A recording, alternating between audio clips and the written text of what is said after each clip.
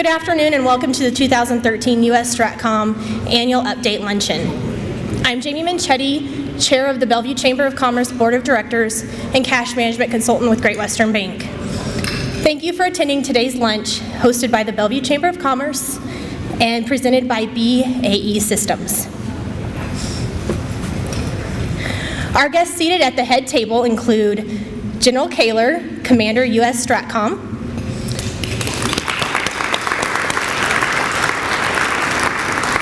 Mayor Rita Sanders, Rick Sanders, Jim Risto, President and CEO of the Bellevue Chamber of Commerce, Don Macaulay Brown, Co-Chair, Bellevue Chamber of Commerce Military Affairs Council and Sarpy County Commissioner,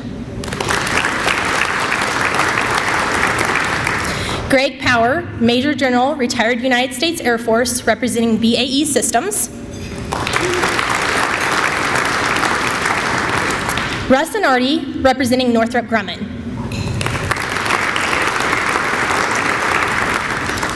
We are very fortunate today to have with us the following individuals: Tom Richards, Sarpy County Commissioner, Kathy Sanyuk, Bellevue City Council, Frank Harwood, Superintendent of Bellevue Public Schools, Bellevue Public School Board members,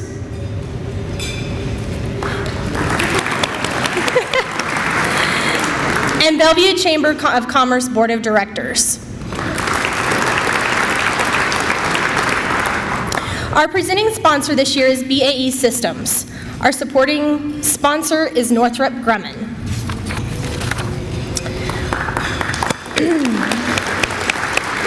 Our corporate hosts this year include the following. If you wouldn't mind, hold your applause till I can finish recognizing each of them.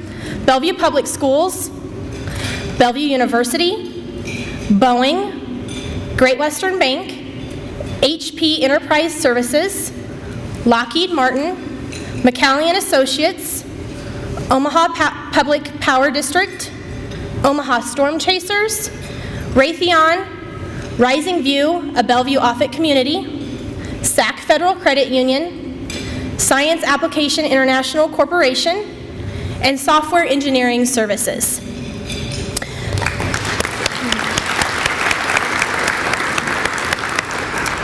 A special thank you to Bellevue Public Schools for allowing us to use the facility and providing the wonderful meal we're eating today. A big round of applause for all of our sponsors. We certainly appreciate you.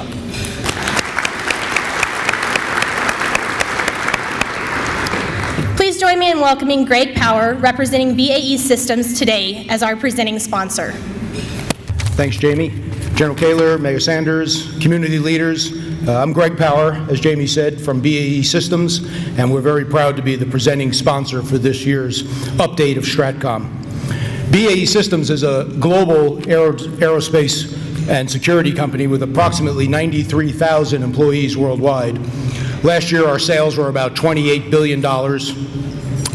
And what sets us apart, I think, having worked for them for 3 years now, is that every day the BAE Systems experts are out there providing end-to-end support to the DoD and the Intel communities.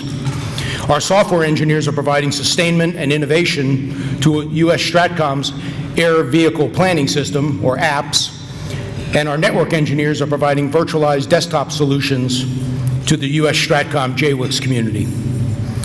We've also shown our commitment not only to the military, but to the military families by visiting the Eastern Nebraska Veterans Home and also partnering with the Fisher House Foundation, raising over $50,000 in donations across the country.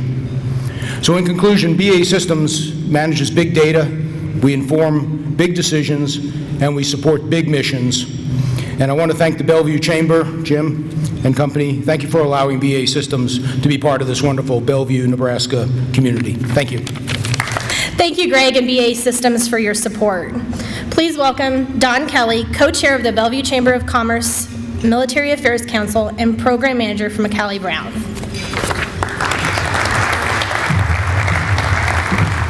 Thank you, Jamie. It's my pleasure today to introduce our distinguished keynote speaker, General Robert Bob Kehler. General Kehler is the commander of the United States Strategic Command at Offutt Air Force Base.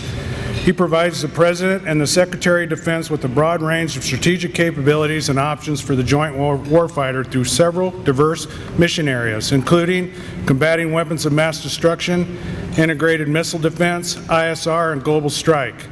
He is responsible for the plans and operations of all U.S. forces conducting strategic deterrence and DoD space and cyberspace operations. He's commanded at all levels of the Air Force, and he's had a broad range of operational tours. I think it would be safe for me to say that some of the things you don't read in General Kehler's distinguished biography that he's most proud of is that he married smartly, and he has 2 sons that make him proud every day. General Kehler is also getting ready to wind up a almost 4-decade-long career in service to his country. So please join me in giving a warm Bellevue welcome to a distinguished officer, airman, and American patriot, General Bob Kehler. Thank you, Don, for that very, very gracious introduction, and good afternoon, everyone. It's a pleasure for me to be here, and what has become an annual opportunity for us to chat for a couple of minutes about what's happening in Strategic Command. Much of it you already know. Some of it will be a history lesson for you, but I do think that it's important for us to get face-to-face, especially with our neighbors in Bellevue periodically, and talk about the command and what's happening. So I'll take a couple of minutes and do that, and then I thought that I would open the floor for some questions. I demand easy questions, by the way. I'll just say that at the outset. I always say that when I get in front of a crowd. It never works, but I demand easy questions. And the only rule that I have is ask whatever you want, but be prepared for the answer. So I'll be forthright with you, go in the other direction. Thanks to the Bellevue Chamber for inviting me to come and, as I say, give what has become an annual update. And I think that's a very helpful thing for us to do. Madam Mayor, it's always good to see you, and thanks for representing a terrific city. We are your neighbors. I know you know that. We all know that. But sometimes it's important for us to step back for a moment and remind ourselves what great neighbors we really are here, and how we really feed off of one another, and why that's an important relationship. I can't think of a better audience really to give such an update to than this one, and I can't think of an audience that has a closer day-to-day relationship with Strategic Command and Offutt Air Force Base than our next-door neighbors here in Bellevue. I must say that I need to begin by offering my sincere thanks to all of you for the great support we get from the community, and especially the support that we get on behalf of those young men and women who volunteer to serve our country, wind up here in Omaha, Nebraska. Many of them don't even really know where Omaha is. Some of them, if they were like me when I was starting out, aren't sure which one of the square ones Nebraska is. And so you kind of figure that out after a while, and you come here with some amount of apprehension, and then you get here and literally people don't want to leave. So that says something about all of you, and I'll say more about that in a second. I think it's a great time to be in Nebraska. The harvest is coming in. The Huskers are 5-1. It looks like the turf toe is starting to heal, and just in time for a game in a couple of 3 or 4 weeks with my alma mater, which this year will be in State College, which ought to be a very interesting game between Nebraska and Penn State. I think that Nebraska has been a terrific addition to the Big Ten, and speaking as a Big Ten person, I think that that conference has an awful lot to be proud of, and certainly what Nebraska has brought to that. I mentioned to J.B. Milliken last year that Nebraska and Penn State played one another in the immediate aftermath of what had been a stunning series of announcements out of Penn State, and I think if you remember that game where Nebraska and Penn State gathered in the middle of the field at the start, that's the classiest thing that I've ever seen at a major sporting event ever. And I called J.B. Milliken as a Penn State alum, and I said that I told him that. I thought that that was an incredibly classy thing to do and very appropriate, and I know that speaking on behalf of a lot of my friends who were Penn State grads, they appreciated that very much. I can also almost hear the screams from the haunted house in the Bellevue pumpkin patch from my front door in the evening, so that says something about the goodness of what's going on in Nebraska at this time of year. And of course the leaves are starting to fall, and so now I have another excuse for not being able to find my golf ball. So life is good. It's great to be here today. You've always provided great support to STRATCOM, to the broader team of it, to our families, to our service members, and of course to those of us who come and go from Nebraska over the years. We've told people, and I believe that this is true, I've seen excellent community support everywhere we've ever been, and I do believe that's true, but there's something about the warmth and sincerity and the shared values that we find here that is rare. And so the young men and women who come here feel it, and I think that it's done on purpose by all of you. You make a point of it. We tell people that if you want to come here for low cost of living, high quality of living, where the schools are good and you don't have to worry about walking on the streets, this is the place for you to come.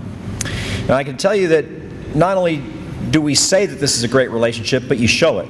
And most recently, here's how you showed it. The base pool over here off of Cape Hart and 25th Street was in danger of not opening up this year because of financial conditions, and the pool needed some work, and there were some issues about whether we were going to have enough money, whether the wing was going to have enough money to open the pool. The community, having heard that, approached us and offered to sponsor the pool this year, to open the pool for the kids, and that's exactly what happened. So that was not a small sum of money. And the community put that money forward so that the kids that live around that area up there would have some place to go. I was there the Saturday that the pool opened. We were able to cut the ribbon, and the good news is that the rush of children that were going into the pool didn't drag the rest of us in there with them. It was a close thing, but it didn't drag the rest of us in there with them. But I will tell you that just the excitement that they showed and the way that they went about expressing their own appreciation, which we'll have an opportunity to do here in another couple of weeks, maybe a little more formally, but it was something to see and a testament to all of you. We're not outsiders. We are your neighbors. The military has been in the Omaha area since 1868. We are the community. The community is the military. This is not a group of outsiders. For all of those years, if my math is correct, 144 or 45-ish years that we've been together here in the Omaha area, I think that those bonds have grown, and it's just a great mutual friendship. So, when I was here the last time, I mentioned about the old Chinese proverb, may you live in interesting times, and I said at that point in time, we definitely live in interesting times, but at STRATCOM we don't get paid to live in interesting times, we get paid to deal with interesting times. And of course, that's still the case today. One of the greatest challenges that we face is this operating environment that is unlike any operating environment we've ever seen before.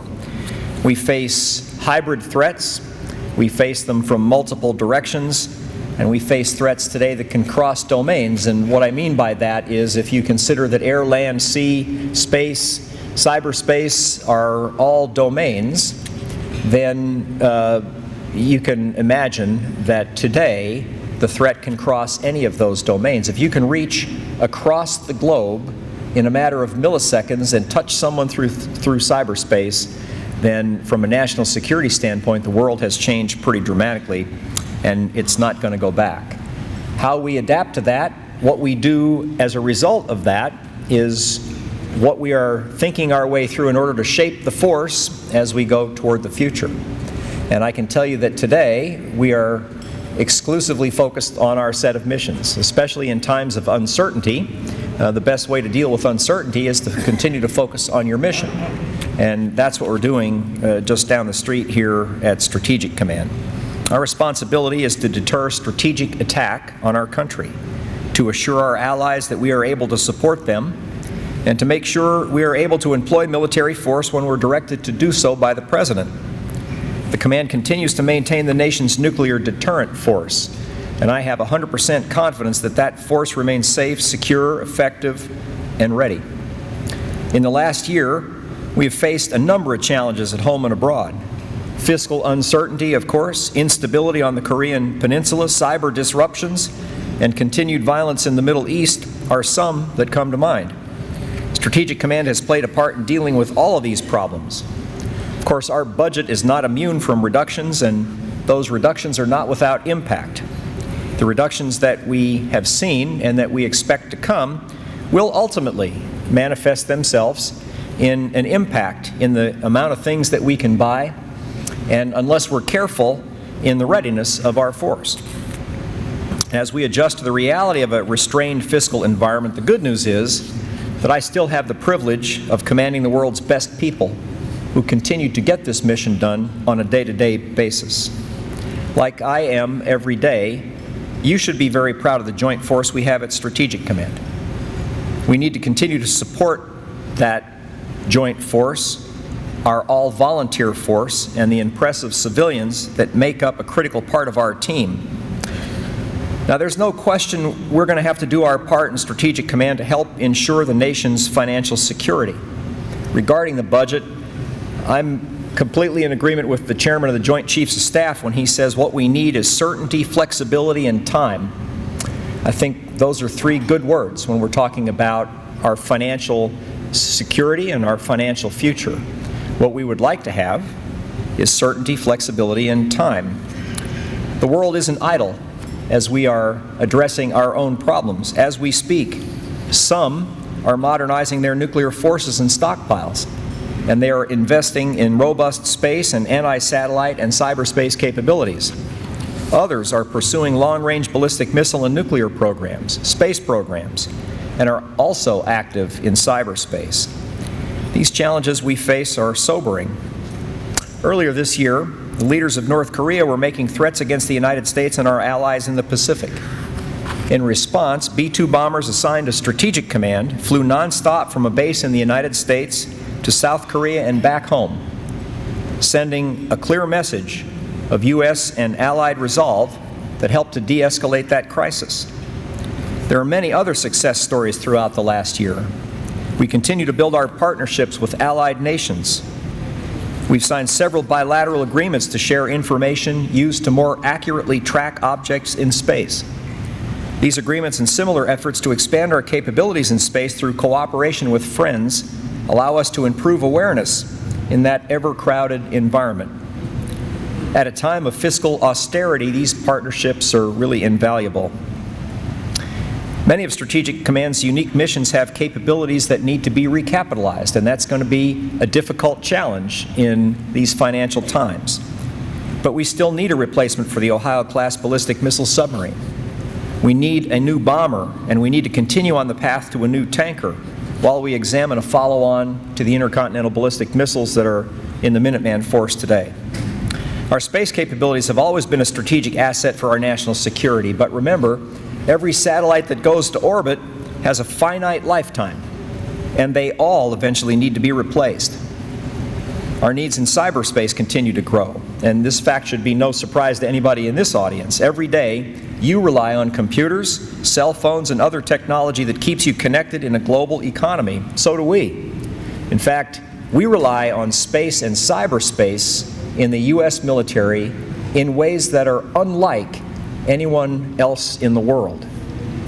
Space and cyberspace are woven into the fabric of how the United States fights. And so, with those great advantages that are provided through space and cyberspace, come vulnerabilities that we have to address.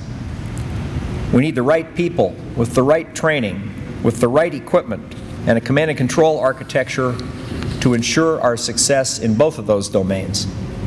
In addition, missile defense and intelligence, surveillance, and reconnaissance, combating weapons of mass destruction, all have their own specific requirements that will need to be addressed even as our budgets continue to decline. We need to be smart and creative about how we balance those requirements with other national security needs and associated risks, but it needs to get done, and I am not a pessimist. It will get done, and we will come out the other side of these interesting times that we are in, I think, even stronger than before. So let me say a word before I open this for questions about our new command and control facility. It was just over a year ago that we broke ground on what is a $485 million command and control facility. That's the construction part. There's additional investment that will come in outfitting the building with the real reason for building it. That's the IT and command and control systems that will actually go into the building, which is why we've started this project to begin with. So let me give you a quick update on the construction. You might not be able to see it from the road. What you see from the road are a lot of big piles of dirt. Up until recently, every crane that I think existed in the Midwest was there for at least a couple of weeks.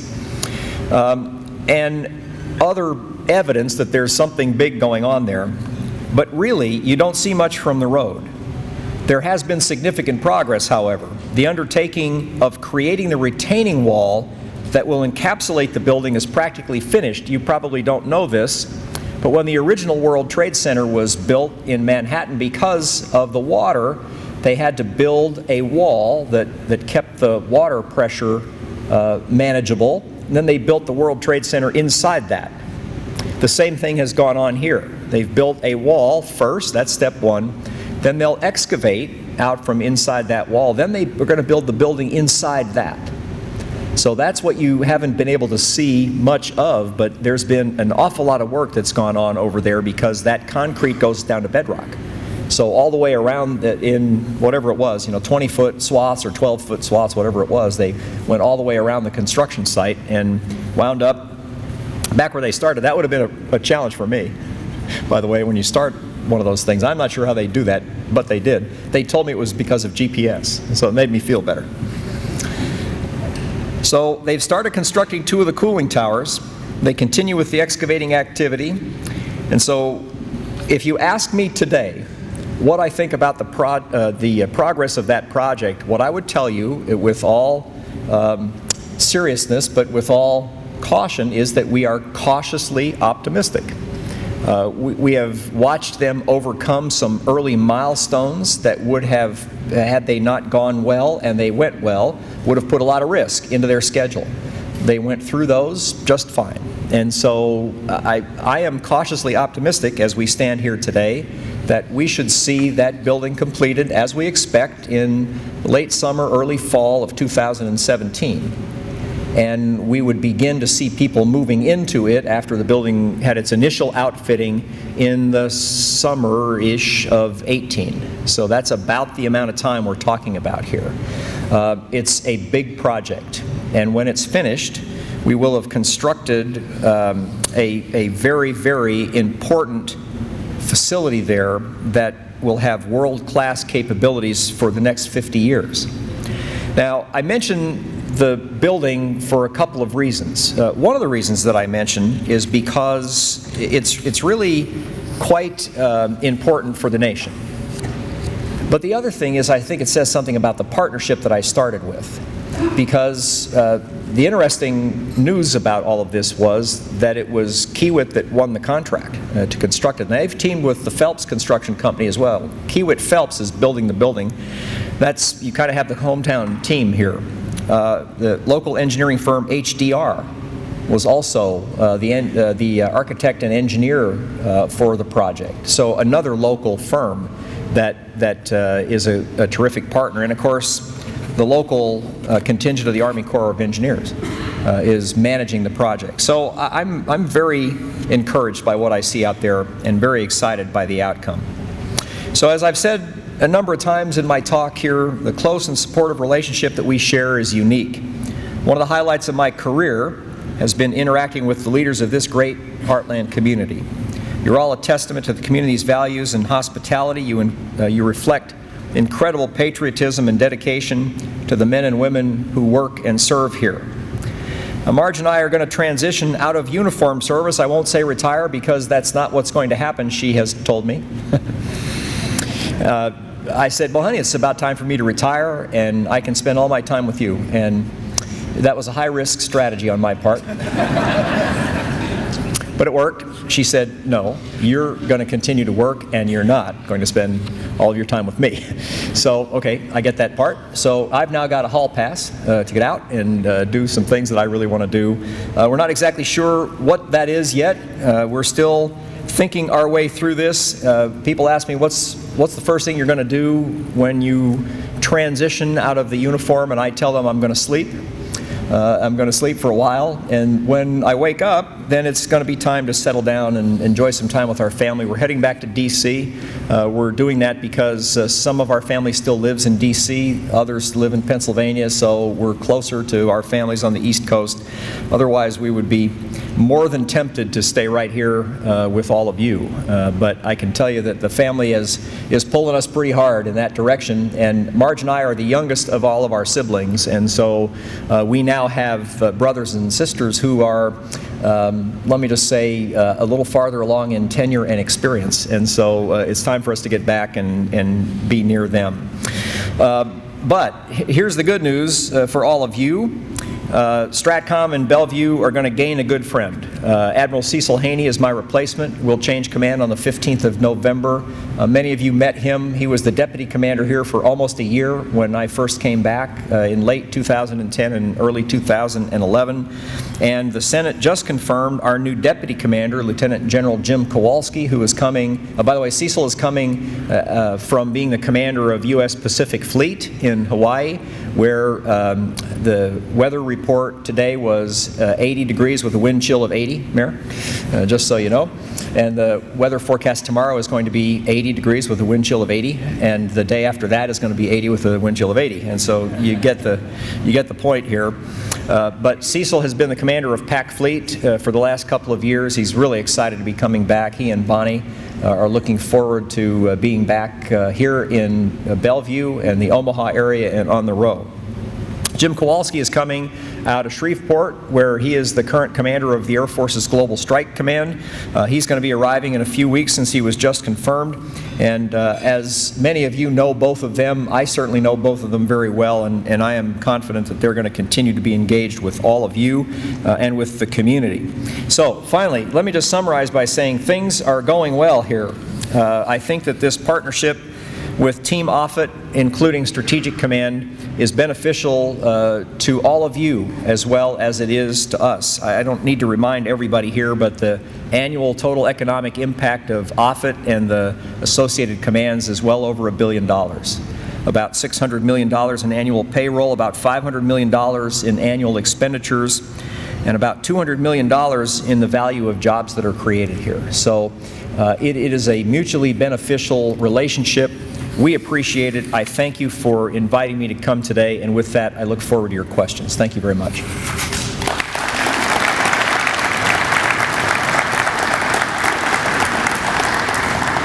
Thank you, General Kehler. We are fortunate to have you in our community. Please keep up the great work. We appreciate what you do. I'd like once again to thank all of the sponsors today listed in the program and on the tables. Without a strong, vibrant business community supporting the Bellevue Chamber of Commerce, we'd be unable to host today's event. So please give a round of applause for today's sponsors.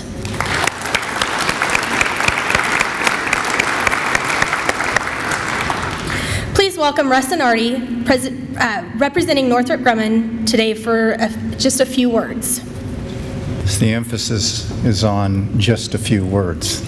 On behalf of the roughly 400 men and women who constitute Team Northrop Grumman, it's been our honor to be a sponsor for today's luncheon. I think most of you know Northrop Grumman has deep roots in this community. and very proud of serving U.S. Strategic Command, the Air Force Weather Agency, and the Air Force Research Lab. I'd also say that we value our friendships, our partnerships with all of you, certainly with the City of Bellevue. Mayor, thanks for all you do leading the team, and it's been a great privilege for us to be part of the event today. Thank you. Thank you, Russ and Northrop Grumman, for your support. We appreciate it. The goal for the Bellevue Chamber's Military Affairs Committee is to foster a pro-business climate in the area through proactive governmental and military initiatives, to maintain and enhance the business community's relationship with Offutt Air Force Base, tenant units, Air National Guard, Armed Forces Reserve Unit, and to protect and grow the other Department of Defense operations in the Heartland region. The Bellevue Chamber focuses on the needs of the Bellevue-Offutt community, and your phenomenal support in their community helps us move onward and upward. Thank you for your confidence in the Bellevue Chamber of Commerce. We will continue to focus on the issues that matter to the Bellevue-Offutt community and the Eastern Sarpy County. Thank you for attending. Please mark your calendars for the Nebraska Official Veterans Parade on Saturday, November 9th at 10 a.m. Thank you and have a wonderful day.